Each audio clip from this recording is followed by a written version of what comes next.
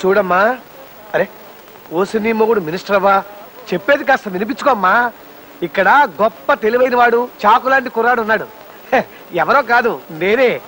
నాకు ఉద్యోగం ఇచ్చుకుని బాగుపడే ఛాన్స్ మీ కంపెనీకి ఇవ్వాలని ఫోన్ చేశాను. ఏమిటి, ఉద్యోగాలు లేవా? సరే,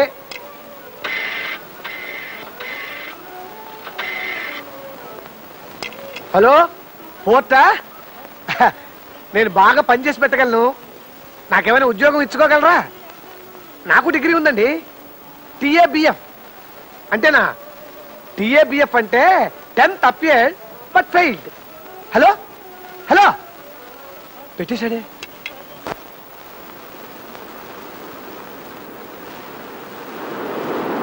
మాస్టారు, సిగరెట్ ఒకసారి ఇవ్వండి.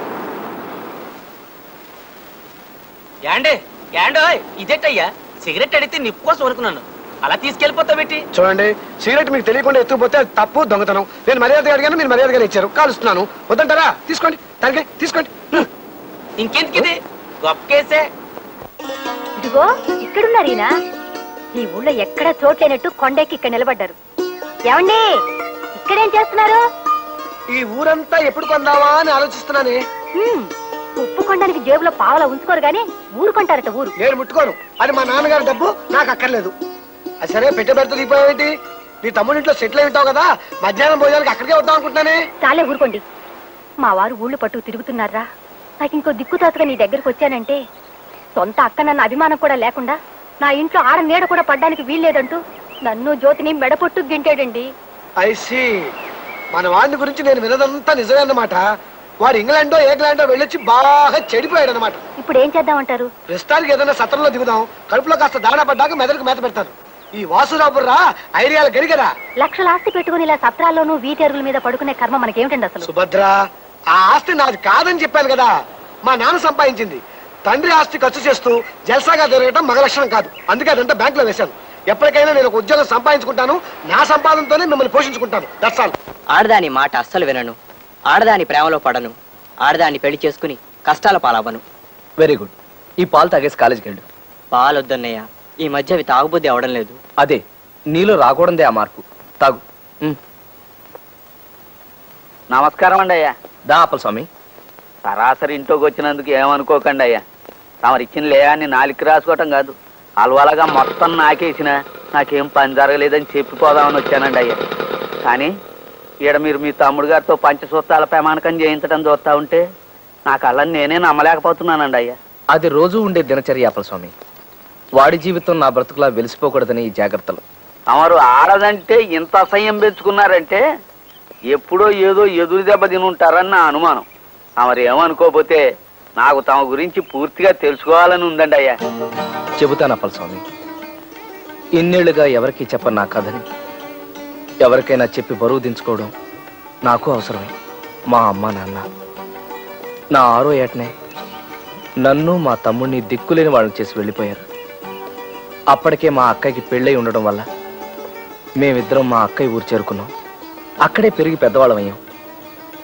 చిన్నప్పటి నుంచి ఎందుకో అందరూ నన్ను పప్పు సుద్దా అని పిలిచేవాళ్ళు అప్పల స్వామి. పాండవులను పంచ పాండవులని ఎందుకు అందురు? సీతారాముడు, నువ్వు చెప్పరా. అది పాండవులు పంచగట్టుకుంటారు కదండి, అందుకనే మనం వాళ్ళని పంచ పాండవులు అంటామండి.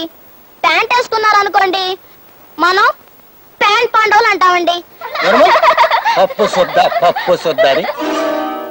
సీతారాముడు,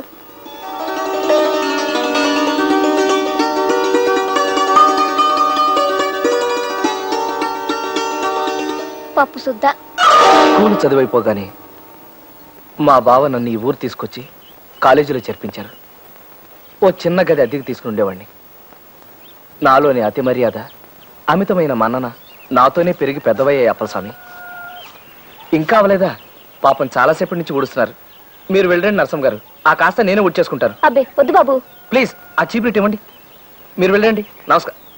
నమస్కారం. నా అతి మంచితనాన్ని అసమర్థతగా జమకట్టి ఓ రోజున తన తండ్రిని తీసుకుని మా ఇంటికి వచ్చింది మా పని పిల్ల. ఈడు మా అయ్య.